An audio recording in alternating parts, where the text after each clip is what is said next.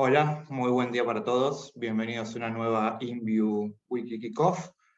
Hoy en tándem con mi compañero y amigo el señor Matteo Reschini vamos a estar cubriendo una amplia gama de temas. A veces hacemos una weekly más concentrada en un solo tema o dos, uno local y uno offshore. Hoy la verdad que nos pareció que teníamos que cubrir una gama más amplia, así que iremos salteando de tópico en tópico, trataremos que sea de la manera más ordenada posible. Para hoy la idea es hablar en lo que hace offshore de las principales novedades macro que tuvimos, varios datos muy importantes, sobre todo de inflación, y continuar tratando de descifrar el partido que están jugando entre la Reserva Federal y el mercado, que ya como venimos viendo en los últimos años es el principal driver a la hora de tratar de buscar valor tanto en renta fija como en renta variable. Después voy a tomarme un ratito para hablar del famoso SPY, del S&P 500, que nosotros usamos como benchmark en nuestras carteras offshore moderada y agresiva. Y me parece que hay un par de cosas que ya comenté, pero una mirada a fondo con algunos datos adicionales me parece que nos va a venir bien a todos para dimensionar un poco qué significa el SPY y por qué es tan difícil ganarle. Después viene el anuncio que habíamos dejado en el mensaje del viernes. Llegamos a un acuerdo bilateral con la gente de PIMCO para nuestra plataforma Pershing. Así que vamos a comentar un poquito de eso, cuáles son los principales fondos que ellos ven como sus propios top picks y algún comentario más. Y después le pasaré la palabra a Mateo, que la idea era armar un bloquecito de dólar soja, sequía y campo, que es un tema que nosotros y sobre todo Mateo viene hablando hace largo rato, y recién ahora pasó a ocupar el centro de la escena a nivel diario, si se quiere, desde diciembre que sabíamos que la cosecha iba a ser mala, desde febrero que sabíamos que iba a ser muy, muy mala, pero bueno, aparentemente en algunas esferas recién ahora se tomó dimensión de la gravedad del asunto y está de nuevo en rediscusión nuestro acuerdo con el fondo, partiendo de la base del impacto de la sequía. Pero además de esto, obviamente Mateo va a hacer algún comentario del dato de inflación que salió, el más alto mensual en muchos, muchos años, y también hoy en la mañana tuvimos el dictamen de la Universidad de Buenos Aires sobre la operación propuesta por Massa, así que no da respiro a las noticias locales, le dejaremos a Mateo el espacio correspondiente. Y por supuesto al final, cualquier duda, consulta que tengan, con todo gusto trataremos de responder. Así que vamos a ello.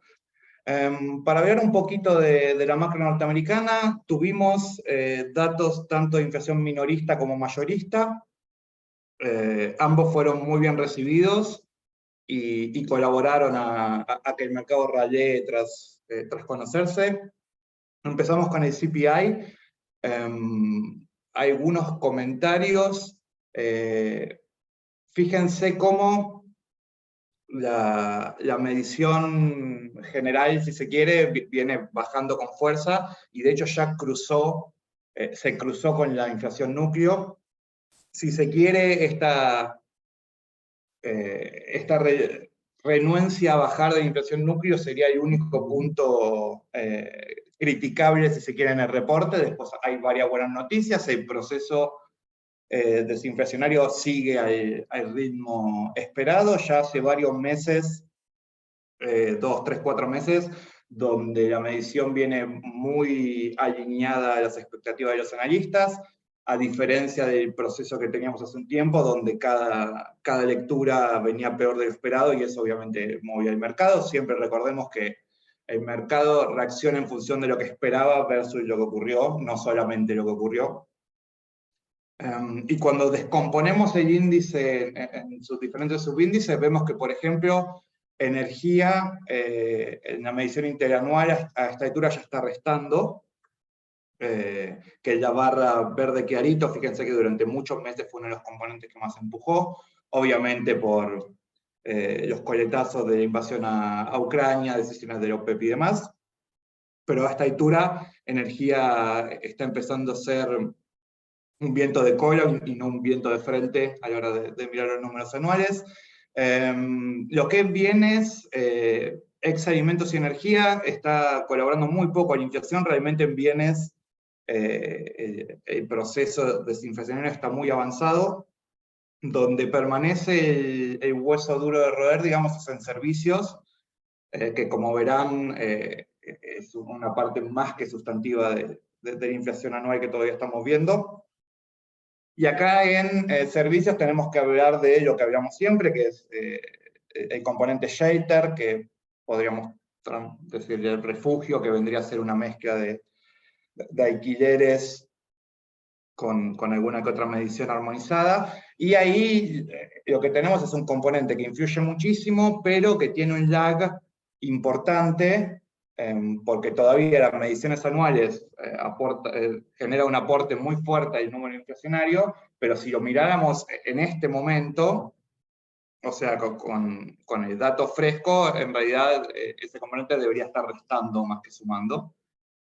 Pero bueno, por cómo se procesan los datos y demás, ese componente, cuando los alquileres empiezan a subir, tarda en reflejarlo, y cuando corrigen a la baja, después tarda en corregir. O sea que, digamos que si miramos una serie de datos de 30 años, esto no tiene importancia porque va con lag para ambos lados, pero en la serie larga termina siendo el impacto real. Ahora, cuando uno está mirando el dato puntual mes a mes, con gran ansiedad, como venimos haciendo todos hace rato, ahí sí puede haber algún efecto un poco distorsivo sobre cómo viene el tema inflacionario. Por eso, quienes miran esto más de cerca dicen que, salvo shocks nuevos, esto parece bastante encaminado. Con el correr de los meses deberíamos ver cómo shelter empieza a aflojar con bastante fuerza, y eso debería colaborar a empujar también al núcleo para abajo, y por eso no parece demasiado grave. Por supuesto, seguimos en niveles del 5 y algo. La Fed ya dejó en claro que no piensa cambiar su objetivo del 2% anual, por lo tanto resta trabajo por hacer, pero a grandes rasgos y pintando con brocha muy gorda, esto parecería bastante encaminado. Y también tuvimos el dato de precios al productor, el PPI, que vino también bastante mejor de lo esperado. Fíjense que ya los números anuales, tanto general como core, sí se van arrimando al 2%. Obviamente los precios mayoristas terminan repercutiendo después en la variación minorista. No es que va a ser calcado, porque hay otros efectos en el medio, pero que esto se esté desinflando de esta manera. Fíjense que la medición general llegó a tocar casi 12%, y hoy estamos abajo del 3%. Por lo tanto, la suba de tasas más la corrección de ciertos factores, como los problemas con la cadena de suministro que causó el COVID, más cierto reacomodamiento de las variables por la guerra. Por ejemplo, Rusia está produciendo prácticamente la misma cantidad de petróleo que antes de la guerra. La única diferencia es que el 90% de su producción va a China o a India a precios descontados frente a lo que recibía antes en los mercados internacionales. Que eso es un poco la vía que tienen todos para que esto continúe funcionando, porque tampoco a Estados Unidos le interesa que los 10 millones de barriles rusos desaparezcan, porque eso sí sería un shock inflacionario grave. Por tanto, digamos que las piezas se fueron reacomodando, y hoy la inflación mayorista ya está arrimando a números que a la Fed no deberían preocuparle tanto. Y nosotros ya mencionamos varias veces que nosotros vemos cómo en los próximos meses el foco del mercado va a pasar de estar concentrados prácticamente con exclusividad en la inflación, a empezar a mirar los números de actividad con lupa y mucha más atención. Nosotros venimos detallando los despidos que se dan primero en las grandes tecnológicas, pero ahora que se están extendiendo a la economía más amplia. Hay una serie de indicadores, cuando uno mira perspectivas futuras y demás, que apuntan a una recesión. La curva está invertida hace rato, no solo está invertida, sino que está muy invertida, pero cuando uno mira los números a medida que van saliendo, realmente la economía suele mostrar más fortaleza de la que uno esperaría a esta altura, sobre todo en el mercado laboral, donde a pesar de todos estos despidos que vemos, estamos en mínimos casi históricos en la tasa de desempleo. Y salió Janet Yellen a decir algo que ya había dicho Powell y que antes nosotros habíamos dicho que nos parecía relevante, que es el impacto de los nuevos estándares crediticios que van a incorporar los bancos, sobre todo los bancos regionales, luego del impacto que vimos por la caída de Silicon Valley y demás, que ya hemos hablado extensamente de eso. Básicamente esto es lo que los norteamericanos denominan credit crunch, que es cuando los bancos empiezan a mirar con lupa cada renovación crediticia que tienen que dar y son mucho más exigentes a la hora de dar créditos nuevos. Hago acá una mini salvedad. En las economías desarrolladas, el impacto de que los bancos extiendan o ajusten el crédito sobre el nivel de actividad es mucho más importante de lo que podemos ver en Argentina, porque en Argentina el stock de préstamos del sector privado es muy, muy bajo, en parte porque el sector financiero en sí es muy pequeño, en términos del PBI, y en parte porque el gobierno nacional hace una especie de crowding out permanente, lo que limita mucho el acceso a los privados. Pero bueno, obviamente Estados Unidos la situación es muy diferente. Si los bancos empiezan a ser más restrictivos a la hora de prestar, eso va a tener un impacto sobre la actividad inmediato e inevitable. Y tanto Yellen como Powell, o sea, los dos lados del mostrador, ya han dicho que eso probablemente haga parte del trabajo sucio que hay que hacer y evite que haya nuevos aumentos de tasa por parte de la Fed. Ahora bien, esto es algo que yo ya dije varias veces, que no sé si hay unanimidad con respecto a esto, pero del equipo por lo menos la opinión es unánime, que es lo siguiente: no es que cuando uno empieza a subir la tasa, no es que desafortunadamente ocurre una recesión. Justamente, uno en parte sube la tasa para inducir una recesión, porque la recesión es la única manera de calmar los precios. Por lo tanto, no creo que ni Yellen ni Powell estén extremadamente preocupados por tener una recesión suave, porque es justo lo que necesitan para terminar de acomodar las mediciones de inflación y después luego, obviamente, la tasa acompañará en su momento. Por lo tanto, esto no es un bug, it's a feature. O sea, indirectamente que sea por los bancos, sucedió así porque hubo problemas en el manejo de riesgo en 2 o 3 entidades puntuales, pero por acá me parece que va a venir gran parte de la floja de actividad en los próximos meses. Y ya estamos viendo algo, quizás el dato donde más claro se ve es en las ventas minoristas, que tuvimos segunda caída mensual consecutiva. Las ventas minoristas son clave en Estados Unidos porque el componente de consumo privado dentro del PBI es gigantesco, por lo tanto cuando este número empieza a aflojar, empiezan a sonar las alarmas. Obviamente, como digo siempre, acá hay COVID, te altera el gráfico y el resto parece que no se mueve nada, pero es significativo que esto caiga. Se ve a un consumidor norteamericano por ahora resiliente, pero que cada vez está más endeudado con tarjeta de crédito, a tasas más altas. Me parece que empiezan a verse ciertos signos de que la inflación creciente, la incertidumbre y ahora sumado al credit crunch empieza a morder un poco sobre la capacidad de consumo del norteamericano.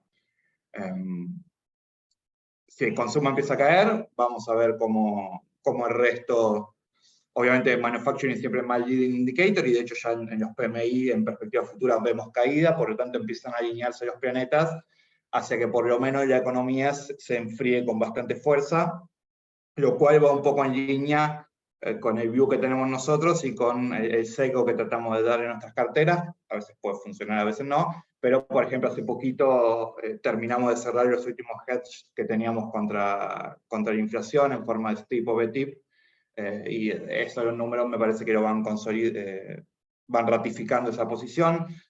También adoptamos posiciones en lo que es equity en sectores conservadores como healthcare, por ejemplo, que deberían performar mejor que otros en una situación como esta, pero acá vamos dato a dato e iremos viendo qué pasa. Ahí prácticamente vamos a cerrar este bloque con qué va a hacer la Fed. Hay prácticamente consenso total de mercado, casi 90% de que vamos a ver una suba de 25 puntos básicos en la próxima reunión. También hay un consenso bastante generalizado de que esta es la última, lo que los norteamericanos llaman one and done, o sea, una más y listo. Donde no hay consenso y donde se va a jugar el gran partido del año, que también ya lo hemos comentado con bastante extensiones, si este nivel de tasa al que vamos a llegar, que probablemente sea el terminal, salvo que pase algo novedoso en el medio, ¿por cuánto tiempo se va a mantener? El mercado sigue creyendo que para fin de año vamos a ya tener recortes, mientras que la Fed piensa que, ok, no subo más, pero no esperen que baje por el resto del año. Si esto es una guerra, digamos, entre la Fed y el mercado, los ejércitos siguen atrincherados exactamente en el mismo lugar, el mercado sigue esperando las mismas bajas, la Fed sigue diciendo monolíticamente que ellos no piensan bajar tasas por el resto del año hasta que la inflación sea 2%, por lo tanto, cuando veremos quién pestanea primero y si el mercado empieza a replantearse si realmente va a haber bajas de tasas, o si la Fed, ante una actividad que cada vez está más débil, empieza a recoger un poco el barrilete, porque en definitiva está ese viejo chiste de mercado de que uno sube las tasas para poder bajarlas después cuando haga falta. Veremos cuál es el timing de eso. Lo que le garantizo es que si el mercado sigue esperando un pivot agresivo y la Fed no lo convalida, probablemente veamos un incremento de la volatilidad bastante sustancial, porque está muy claro que están mirando dos películas diferentes. Hablamos un poquito ahora del S&P 500. ¿Por qué es tan difícil ganarle al ESPI? ¿Cómo está armado? ¿Qué tiene adentro? Vamos a hablar un poquito de esto. Ya sé, quizás un poco trillado el tema, pero quizás aún para los que conozcan bastante se lleven alguna sorpresa. Primero fíjense este dato. Desde el 2001 al 2022, en 18 de esos 21 años, al S&P 500 le fue mejor que a los fondos de large cap norteamericanos que tienen gestión activa. O sea, a los fondos que específicamente están creados para superar el ESPI y usando el mismo pool de activos, solamente en 3 de los últimos 21 años les fue mejor que al ESPI. O sea, de todos los fondos, ¿no? Obviamente. Y fíjense, esos 3 años dieron 49, 45 y 48, o sea, estuvo bastante peleado. Y en cambio tuvimos años como 2011, 2014, 2021, donde más del 80% de esos fondos les fue peor que el S&P 500. Esto como para poner una vara y tener una noción de lo difícil realmente que es ganar el S&P 500, por varias características que ahora detallaremos brevemente. Y por qué muchas veces, nosotros obviamente con nuestra cartera tratamos de ganarle, pero muchas veces cuando tenemos consultas puntuales o tenemos que curar algún portafolio que ya viene armado, si por ejemplo es un portafolio que tiene mayoría de renta fija y falta sumar exposición al equity, muchas veces directamente vamos con el ESPI porque es realmente bastante difícil de vencer. Empecemos por cuál es, miren el peso que tiene el S&P 500. Si nosotros miramos la capitalización de mercado del equity de todo el mundo, el S&P 500 por sí solo constituye casi la mitad, el 49%. O sea que, comprando este índice simple, que son 500 empresas, que en realidad son 505 tickers, porque algunas empresas tienen más de una clase de acción, pero esa es la salvedad. Tenemos casi la mitad, estamos expuestos a casi la mitad del market cap global. Realmente esto es difícil de superar. Y fíjense el resto de la torta cómo se compone. Todo el resto del equity norteamericano es un 9%. O sea, cuando nosotros vemos el Russell 2000, Russell 3000, sumando todo lo que no sea el S&P 500, no llegamos a ser un quinto de este índice. El resto de los mercados desarrollados, que no son Norteamérica, obvio, 31%, acá tenemos toda Europa, Japón, etc. China es un 4%, y todo el resto de los mercados emergentes sin China es un 7%. O sea que el S&P 500 por sí solo, por ejemplo, es 12 veces el market cap de las empresas chinas, es más de 6 veces el market cap del resto de los emergentes. Realmente es un tanque que está compuesto por las empresas más grandes del mundo y con diferencia.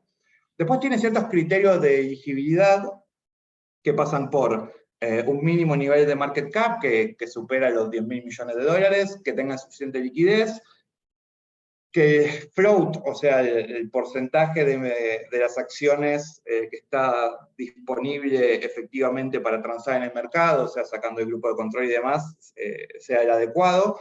En Estados Unidos es raro que esto sea un problema, acá en Argentina es bastante más frecuente. Se fijan que la empresa tenga viabilidad financiera y ganancias suficientes, que su inclusión no perturbe el balance de sectores que hay dentro del índice, y todo eso no es automático, sino que se reúne un comité y decide cuándo se realizan modificaciones. Y de hecho esto no está exento de polémica. Por ejemplo, la inclusión reciente de Tesla, muchos participantes del mercado dicen que se demoró demasiado, y eso ocasionó que cuando finalmente ingresó en el índice ya tenía un market cap muy pero muy grande, y pasó de no participar a ser uno de las ponderaciones más altas. Y justamente el criterio que estaba en duda era el de earnings, porque Tesla tardó muchísimos años en presentar un balance con ganancia. Por lo tanto, esto no es automático, sino que sepan que ahí a veces hay discusiones de fondo bastante grandes. Imagínense, obviamente, que estar en el índice o no estar, simplemente por la cantidad de fondos que replican esto pasivamente, es muy significativo para los flujos de una acción. Y después otra ventaja que tiene el ESPI es que con instrumentos derivados es muy simple hacer apuestas más complejas. Acá hay una breve muestra de los tickets, pero uno puede invertir en el ESPI, invertir en el ESPI pero negativo, o sea, en un ETF que replique el rendimiento pero al revés, o apalancado por 2 o por 3, tanto long como short.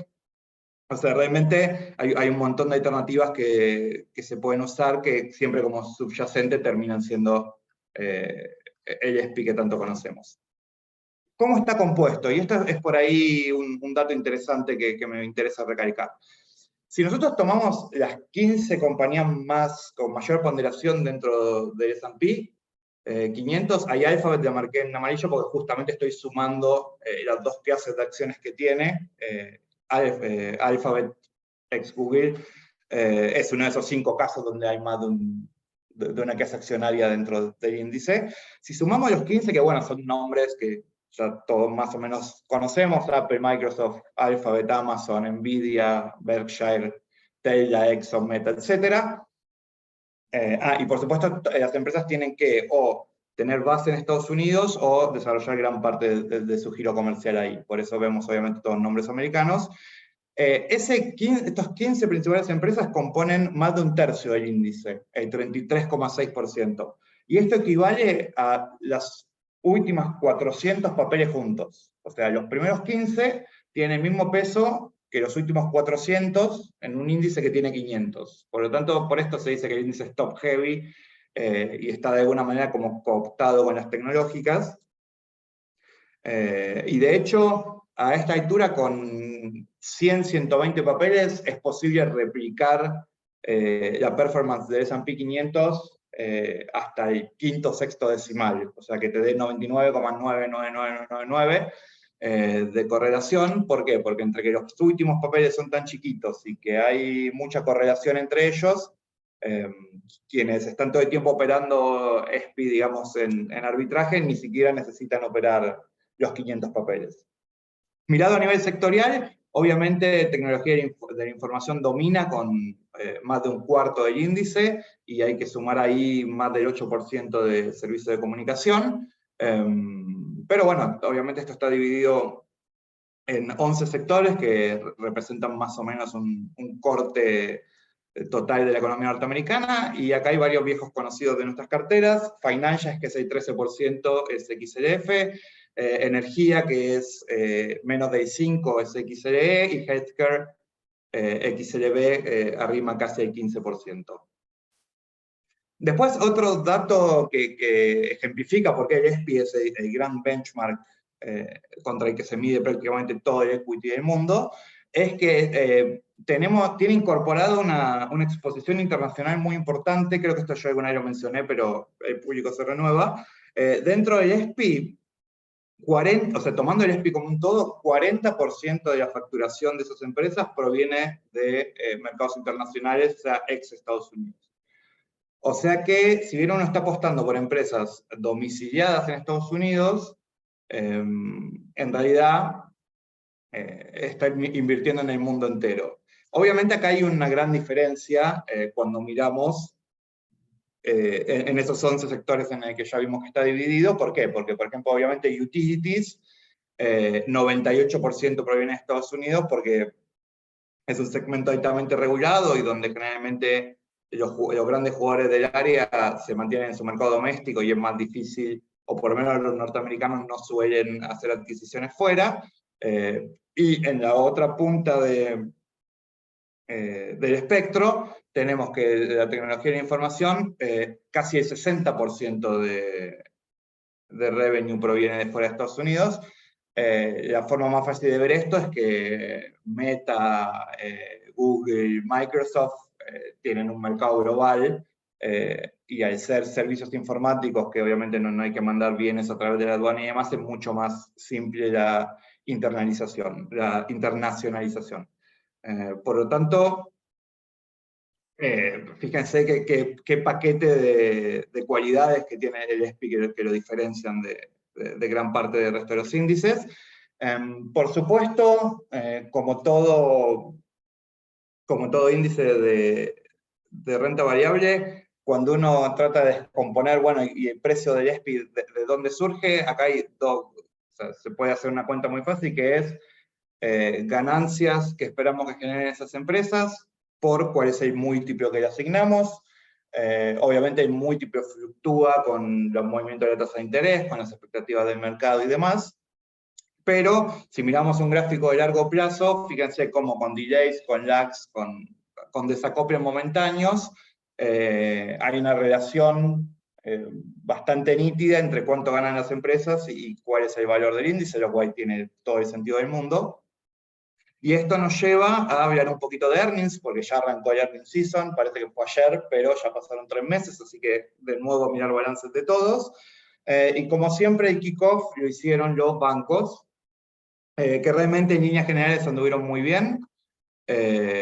Por ejemplo, JP Morgan, que es por lejos el banco más importante de los que presentó, se esperaba ganancias por acción de 3,41 y obtuvo 4,1. El revenue se esperaba 36 billions, vino más de 38. Pegándole una mirada a las hojas de balance de otros bancos también que presentaron, como Wells Fargo y Citibank, no hay ningún tipo de problema con el capital exigible regulatoriamente. Si alguien todavía esperaba que haya una gran crisis financiera que acabe con todos los bancos de Estados Unidos, con estos números nos parece que va a ser realmente muy difícil. Siempre puede pasar algo en el futuro, pero hoy claramente eso no se ve. De hecho, todos los bancos grandes, también lo hemos mencionado, migran mucho dinero de los bancos chicos a los grandes porque genera un sentimiento de mayor seguridad, digamos, demasiado grandes para caer.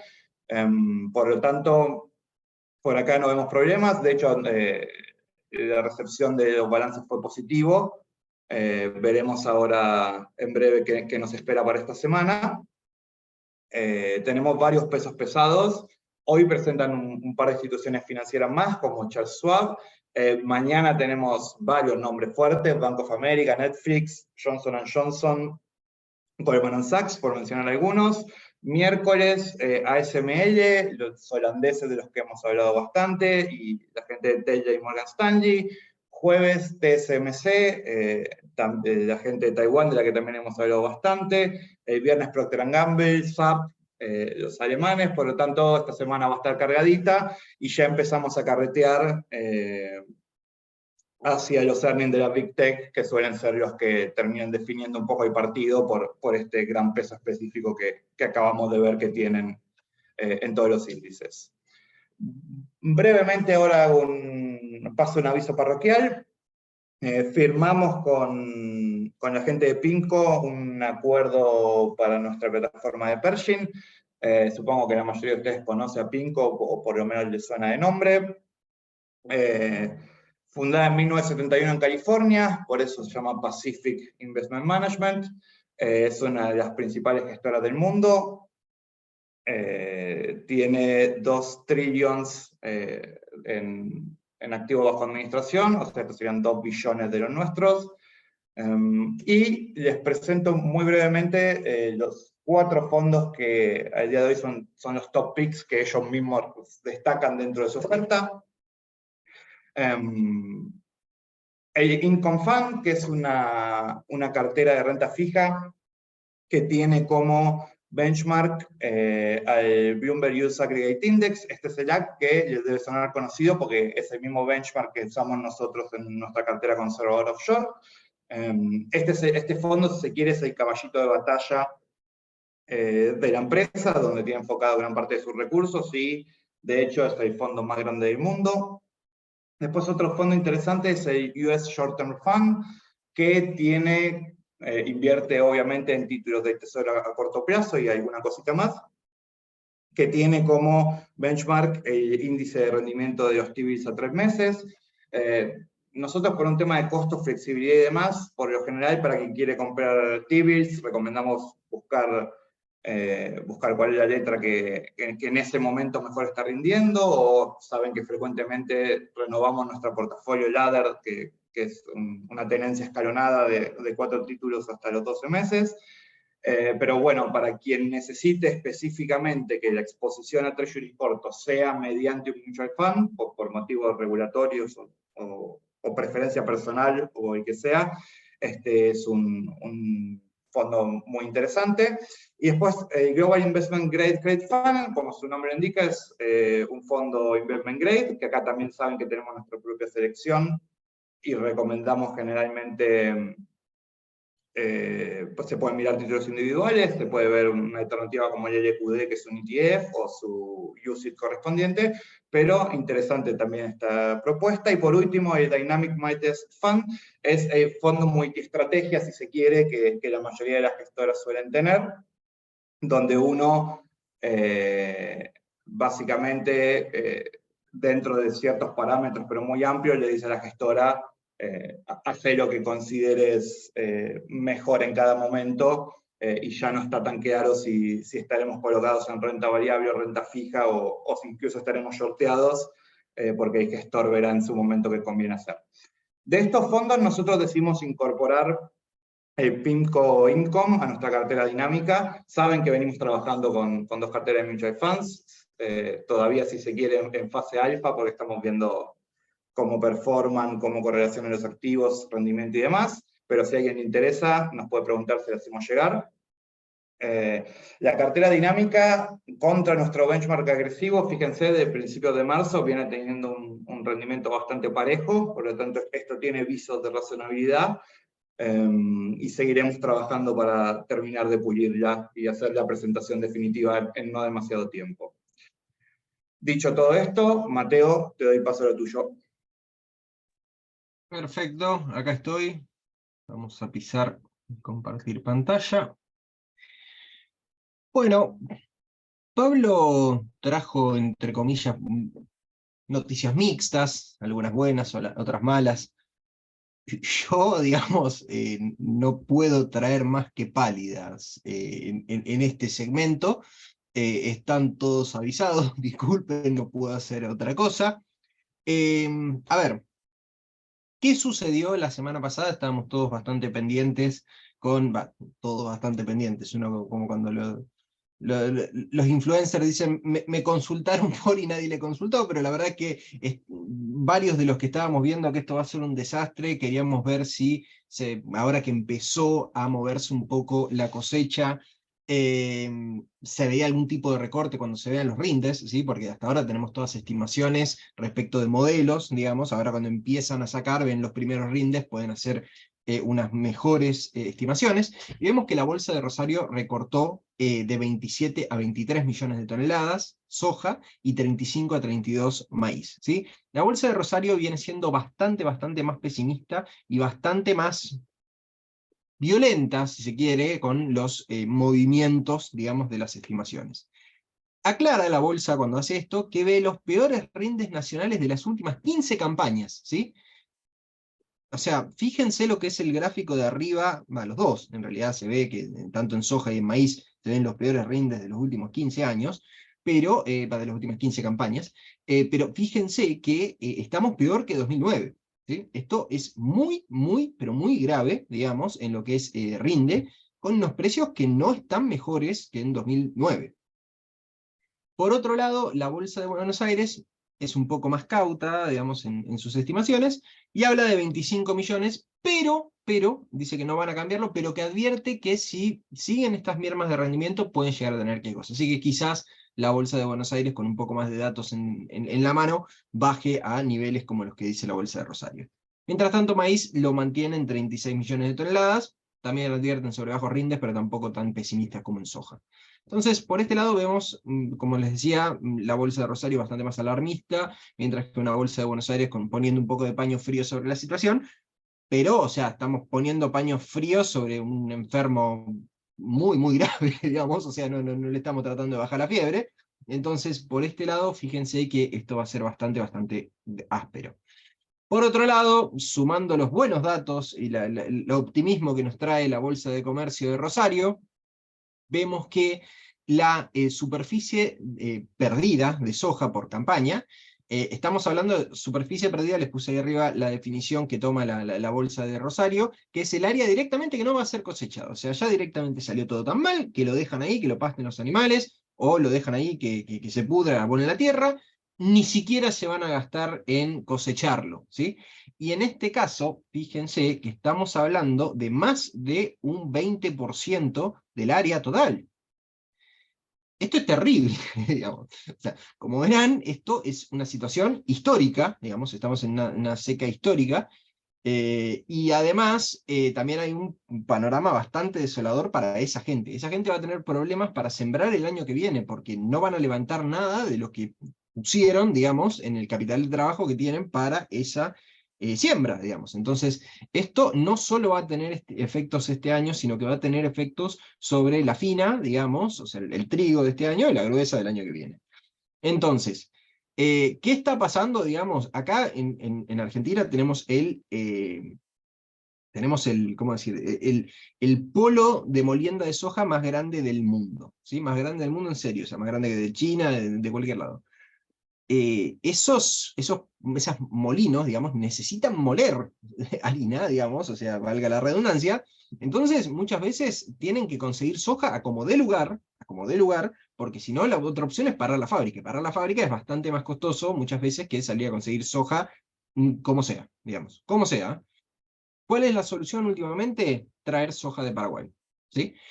Hay algunas cuestiones sobre a veces que se hace algún tipo de manejo impositivo ahí adentro, pero realmente esta vez es en serio, digamos, se está trayendo soja de Paraguay para evitar parar las fábricas. ¿Qué solución tenemos para todo esto desde el punto de vista del gobierno? Un nuevo programa de incremento exportador. Si les damos un mejor precio y esto se soluciona. Bueno, la verdad es que los que puedan vender a un mejor precio, bueno, van a estar mejor. Los que no puedan vender porque ni siquiera lo pueden levantar, van a estar igual, digamos. Pero bueno, la cuestión es esa, digamos, es que tenemos en cuenta que la verdad que el programa de incremento exportador, como ya hemos dicho varias veces, lo único que hace es poner un parche, digamos, y generar cierta liquidación para que entren los dólares, ¿sí? Lo de siempre. Y generamos un banco central que compra caro y vende barato en la otra ventanilla. No es bueno, eso claramente no es bueno. La situación es que eso no viene bien dentro de lo que es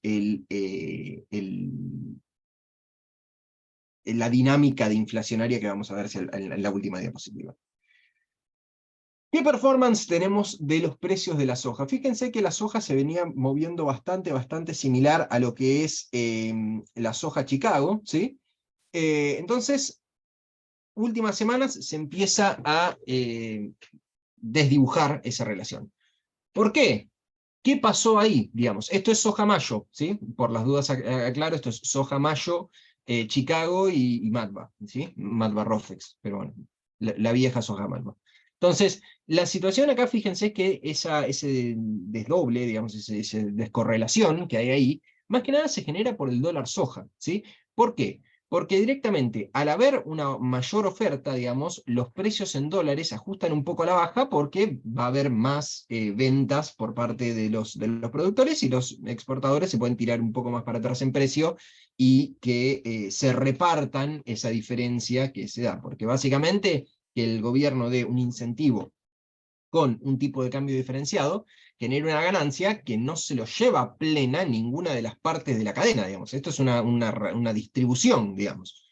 No es que directamente los exportadores en todo momento y con cualquier incentivo dicen, ah, bueno, nos aumentaron un 50% el tipo de cambio, se lo vamos a dar a todos los productores.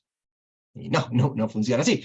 De la misma forma que los productores no siempre ven eso porque tienen pasos intermedios en el medio, está el acopiador, o sea, hay varias partes en la cadena y cada uno trata de, ya que tenemos un beneficio, nos comemos algo cada uno, ¿sí?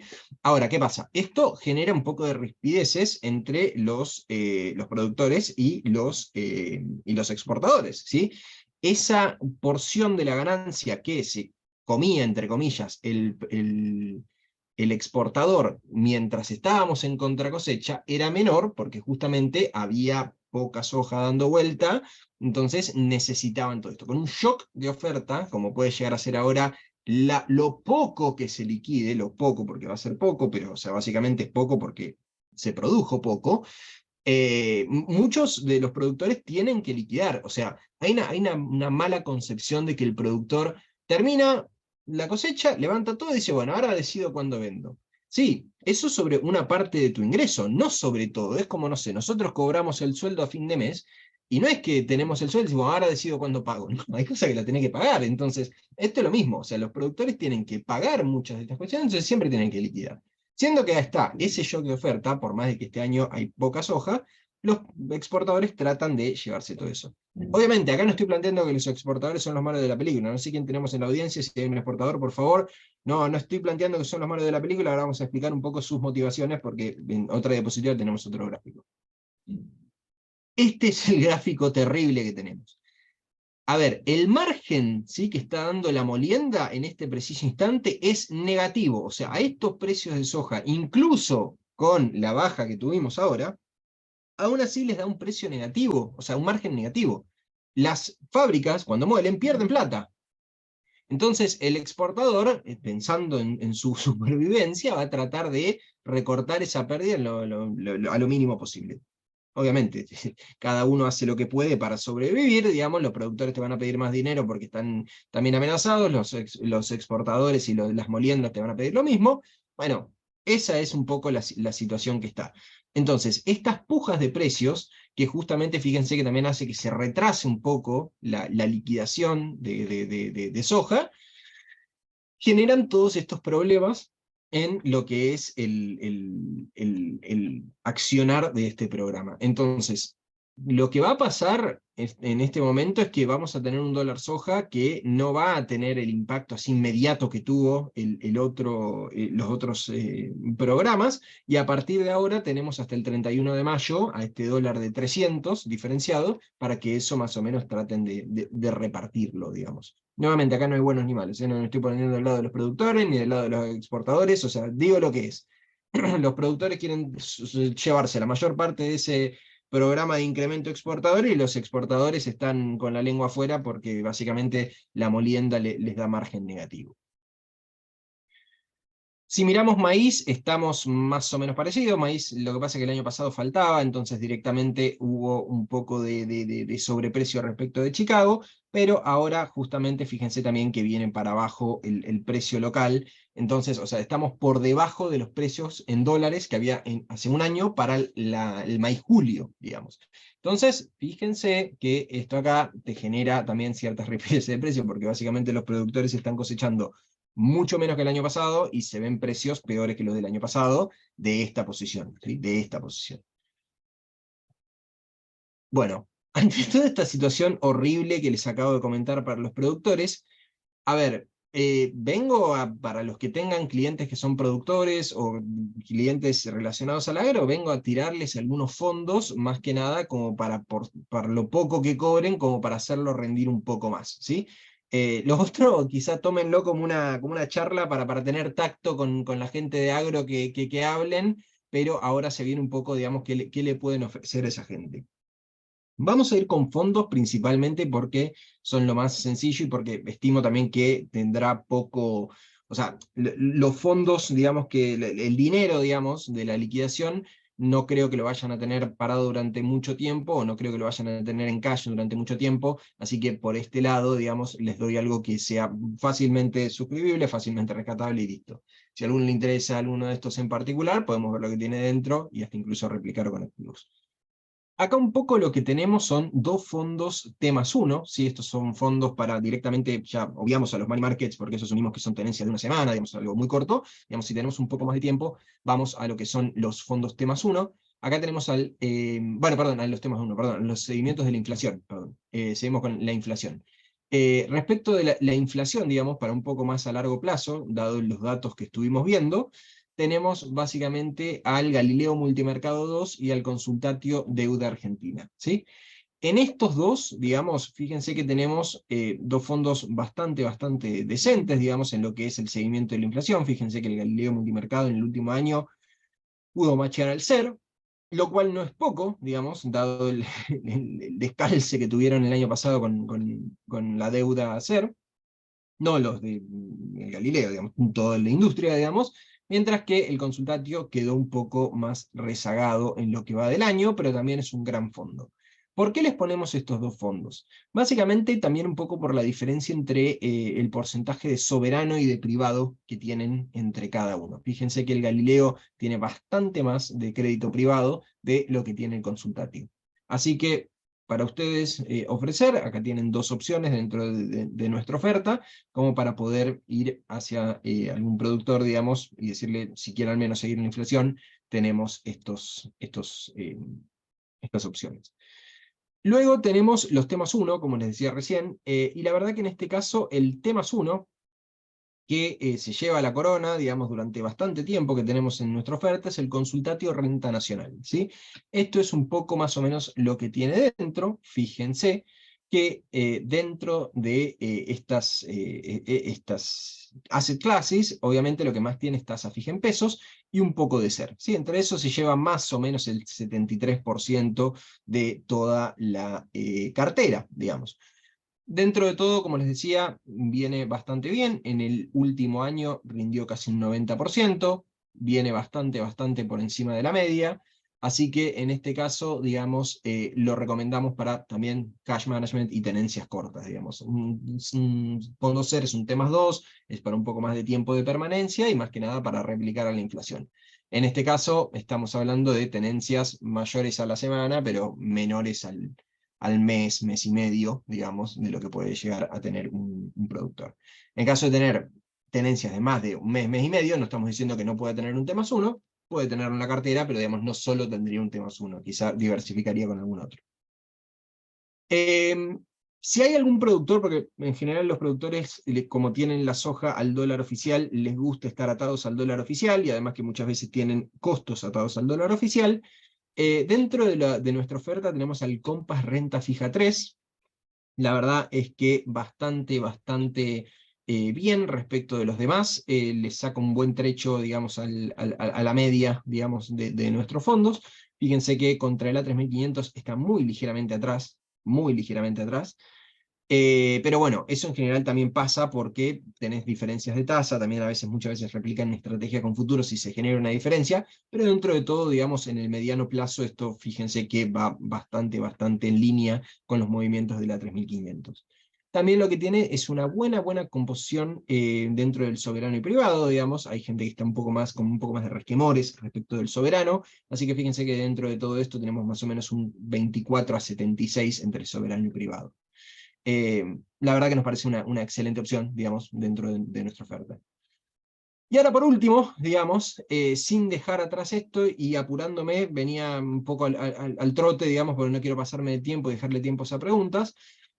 La verdad es que el dato, esto lo tuve que agregar al final del día, el viernes, tenemos la inflación de marzo, ¿sí? 7,7%.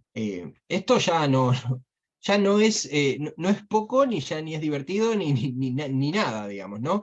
Fíjense que acá lo que tenemos es que principalmente lo que estuvo por encima del nivel general, tenemos alimentos y bebidas, tenemos prendas de vestir, la verdad que es bastante fuerte el dato, ¿sí? 7,7% del nivel general. Un amigo, consultor, digamos, Fernando Marul, le consulté el fin de semana sobre si tenía el dato de cómo daba esto sin educación, porque fíjense que marzo muchas veces se hace el ajuste de las cuotas de los colegios o gastos de educación. Tenemos a educación siendo 29% mes a mes. Entonces le dije, bueno, ¿qué pasa si sacamos educación de todo esto? Si educación hubiese sido 0, de 7,7 pasamos a 7,4, según Fernando. A ver, no me parece como que realmente podamos decir que 29% fue lo que hizo que tengamos este horrible dato, ¿sí? Por otro lado, tenemos al viceministro de Economía, Gabriel Rubinstein, que en Twitter dijo que, bueno, si sacamos los aumentos de la carne, estamos en un 6,5. Está bien, la inflación vegetariana dio 6,5%, no sé cómo nos ayuda mucho eso para, en todo este balurdo. Y después tenemos a Gabriela Cerruti diciendo que es el peor momento del impacto de la guerra y de la sequía. La verdad es que, bueno, también no vemos como que esto sea por la guerra y la sequía, tenemos a otros prendas de vestir y calzado, la verdad que no sé, digamos, capaz que estamos exportando remeras para el esfuerzo de guerra en Ucrania, no sé bien dónde encalza todo eso, digamos. Lo que sí se podría ver, y que realmente no veo que la oposición, que el oficialismo haya hecho énfasis, es que al menos, digamos, bajó lo que es la inflación núcleo, ¿sí? Bajó de un 7,7 a un 7,2. A ver, también hay una cuestión. Mirá, la verdad es que de un 7,7 a un 7,2 es mínimo, es como si fuésemos un auto que va a 400 kilómetros por hora a dárnosla contra una pared y lo bajemos a 300. Sigue siendo rapidísimo, pero bueno, creo que es el único dato que realmente se podía rescatar de todo esto y nadie dijo nada. En toda esta cuestión, lo que nosotros venimos diciendo sobre, ¿se acuerdan? Muchas veces nos consultaron por privado, o lo hemos dicho en varios de estos calls, de si LEDE o LESER, ¿sí? LEDE o LESER, LEDE o LESER. Bueno, decíamos que estaban bastante empatados, que era bastante finito, y siempre recomendamos LESER por problemas de inflación inesperada. Justamente 7,7% fue inflación inesperada. Así que en este caso, queríamos traer a colación de esto es a lo que nos referíamos, digamos, con inflación inesperada en un posible entorno argentino. Así que esto es lo que tratábamos de evitar. Nuevamente, de acá en adelante, parecería como que los precios también siguen bastante desbocados, más que nada por las lecturas de alta frecuencia de la primera semana de abril, pero también hay algunos consultores que plantean, bueno, tomémoslo con un grano de sal, como dicen en inglés, porque siempre se está dando últimamente que en los primeros días del mes se genera el aumento de precios, digamos, de las listas de precios, y después baja durante el resto del mes. ¿Se dará así? No lo sabemos, pero lo que sí es que las primeras cifras de las primeras semanas de abril no son para nada auspiciosas tampoco. Así que veremos qué nos depara para el próximo mes. Preguntas, vale, el mes en curso, digamos, en la inflación de abril. Bien, perfecto, Mate. Con Diego ya estuvimos respondiendo las preguntas hasta ahora. Si alguien tiene alguna pregunta adicional, este es el momento. Hubo una pregunta sobre el tema del dictamen de la UBA que acaban de dar, dándole luz verde a la operación de ventas de bonos del FGS. Diego ya respondió muy claro, pero quiero hacer un par de comentarios propios. Y si querés, Mate, después vos también tu opinión. Perfecto. La pregunta era si, que ahora que la UBA dio el visto bueno, eso podía impactar en los precios. Mi respuesta es que sí, pero con varias salvedades. Primero, ¿por qué sí? Olvidémonos que son bonos, olvidémonos que es el FGS, olvidémonos de todo. Si alguien que tiene muchas manzanas, tiene un porcentaje significativo de todas las manzanas que hay en el mercado, anuncia que va a vender un montón de manzanas, ¿qué es esperable que pase con el precio de la manzana? Que baje. Entonces, en principio esto es presión vendedora, no importa no importa qué diga en los comunicados del MECON, o sea, no importa cómo se lo explique, si alguien va a vender un montón, eso presiona la baja. Pero acá hay un par de cosas que todavía no están especificadas y yo no comprendo, no termino de entender cuál es la idea, por lo tanto, tengo que dejar abierto, digamos, el desenlace. ¿Por qué? Porque ¿cuál es el fundamento que se da de esto? Que con esto vamos a ayudar a contener el contado con liquidación y entonces, mediante el canal de las expectativas, reducir la posibilidad de una devaluación discreta y demás. Lo cual todo eso es muy discutible, pero mecánicamente hay un problema ahí, porque el gobierno no va a vender dólares, va a vender bonos. Son dos cosas muy distintas. Para que el gobierno afecte el precio del CCL, alguien tiene que comprar contra dólares. Si no, si el Estado sale a rematar contra pesos, simplemente va a bajar el precio en dólares, va a bajar el precio en pesos, el CCL se va a mantener, va a subir o bajar independientemente de esto, y lo único que vamos a lograr es que las paridades de los fondos sufran todavía más. Que de hecho, como comentaba Diego, están entre medio punto y un punto abajo en este momento de los globales afuera, si bien es temprano. Entonces, muchos dicen, no, bueno, pero vamos a darle espacio a los bancos para que incrementen posición y ellos van a ser los compradores. Bueno, buenísimo, pero los bancos no tienen dólares, porque normativamente su hoja de balance está especificada. Entonces, si los bancos compran contrapesos y el Estado vende contrapesos, al CCL no pasa nada y lo único que estamos haciendo es privatizando deuda que hoy está en manos públicas a una paridad que, voy a decirlo finamente, por lo menos parece judicializable esto en el futuro. Y el otro punto es cómo se va a implementar estas supuestas ventas, porque es un stock demasiado grande. ¿Se va a vender a mercado discrecionalmente como se compró antes, donde aparecían órdenes gigantes y se movían y nadie entendía cómo?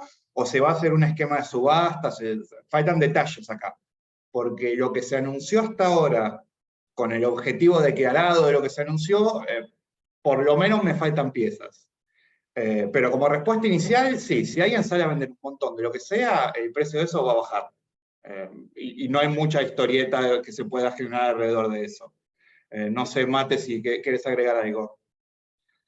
Perfecto, la verdad es que estamos bastante en línea, de hecho un poco lo que vos estabas comentando es lo que comentamos en el Argentina Weekly Report de cuando salió todo esto. A ver, que esto es una medida para controlar al CCL no parece ser así, digamos, porque para que eso suceda, como decía Pablo, tendríamos que vender los contrapesos, reventar la paridad, o sea, reventarla, llevarla al lugar más recóndito y reventarla, digamos, y que ahí sea tan tentador lo destrozada que está la paridad como para que aparezca demanda genuina en dólares, ¿sí?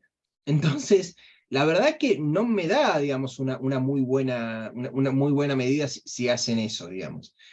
En mi opinión, digamos, y también lo he hablado con varios colegas y estamos un poco alineados, esto es más que nada una forma de asegurarse financiamiento, ¿sí?, hacia adelante, ¿sí?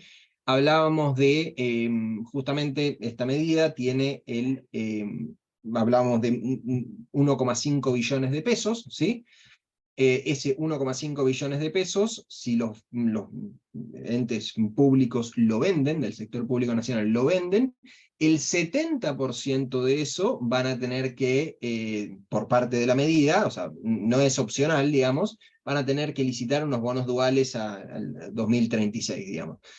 Perfecto, buenísimo, se hicieron de un montonazo de pesos, se los transfirieron al MECON y tiramos unos meses, digamos. Entonces, por ese lado, yo creo que va más por ahí, no creo que vaya por el lado del control del CCL, y por eso también se está diciendo de que acá faltaría la parte de, o sea, si esto es un exceso de oferta, digamos, ¿quién le va a poner el pecho? Entonces, la parte, que también estoy completamente de acuerdo con Pablo, que puede llegar a ser judicializable salir a vender esto, y bueno, si le dicen a los bancos que le pueden poner el pecho, al banco le están permitiendo dolarizar, digamos, tenencias que hoy tendrían especificadas de alguna forma. Entonces, por ese lado, algún tipo de incentivo tendrían. Pero meramente es eso, es ver quién le pone el pecho para conseguir esos pesos para después licitar el bono a 2036, digamos. Entonces, dentro de una de las preguntas que tenemos ahí, que veo que hicieron sobre qué va a pasar con la paridad, y la paridad debería bajar, digamos, como dijo Pablo con su ejemplo de manzanas, que es muy oportuno por las elecciones rionegrinas de ayer, digamos, pero la verdad es que sí, yo creo que las paridades en los bonares van a bajar. Veremos qué impacto tienen los globales, si arrastran o si meramente toman como que esto es una cuestión transitoria. También hay otra cuestión, no sabemos cómo van a vender. No tenemos la más mínima idea, acá nadie nos dijo si van a vender por mercado, poniéndose con una orden de 1,5 billones de pesos de venta y la dejan ahí hasta que se termina, o si van a hacer subastas. La verdad es que la regulación hablaba de subastas o venta en mercado, así que todavía no sabemos. Entonces, en este sentido ¿qué va a pasar con las paridades? Probablemente bajen. ¿Cómo va a pasar? No falta data. Perfecto, ya Canto no va más y respondemos a las preguntas que quedaron, porque si no nos pasamos demasiado con el tiempo. Ahí Diego algunas estuvo respondiendo. Había una pregunta sobre cómo vemos bonos, equity y demás. Hace poquito y sacamos un informe justamente hablando sobre eso, así que quien hizo la pregunta, si quiere, por los canales siempre me lo pregunta y se lo reenvío. Pero resumiendo muy, pero muy brevemente, en la relación histórica los bonos parecen atrasados con respecto a las acciones, o las acciones parecen adelantadas con respecto a los bonos, pero detallamos un montón de razones por las cuales eso podría ser un nuevo normal, y obviamente si todo sale bien, el upside de las acciones es mucho mayor, por lo tanto la respuesta de acciones o bonos pasa por el gusto del consumidor y el riesgo que quiere tomar. Lo único que agrego es que el trade electoral para mí empezó cuando saltamos de 350 a 700, ahí arrancó el trade electoral, ya ahora estamos en la dinámica y podemos ir para arriba o para abajo, pero creo que el trade electoral ya arrancó adelantado y hace bastante. Después, ¿cómo van a posicionarse instrumentos privados atados al FX 3500 mirando post-elecciones? Bueno, acá, a ver, tenemos que responder lo que ya hemos dicho muchas veces, porque es una dinámica que ya hemos visto repetirse. En la medida que crecen las opciones de un salto discreto, todo el mundo quiere instrumentos dólar link para aprovechar ese salto. Ahora, el día después que hubo un salto, nadie quiere dólar link, y cuando uno va a decir, bueno, me llevo la ganancia que obtuve, una parte la va a dejar en el camino.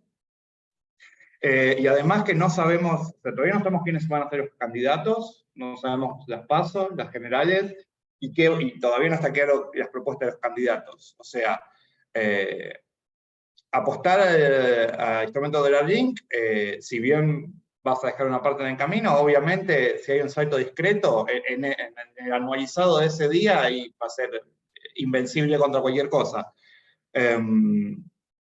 Pero la pregunta que podríamos hacer es, bueno, ¿qué tan probable ves que haya un salto discreto? En la medida que más probable lo veas, más atractivo va a ser. Después está la discusión si vamos por instrumentos públicos, privados o demás, pero depende mucho del escenario que tengas en mente para el futuro. Después hay una pregunta sobre la elección de Neuquén.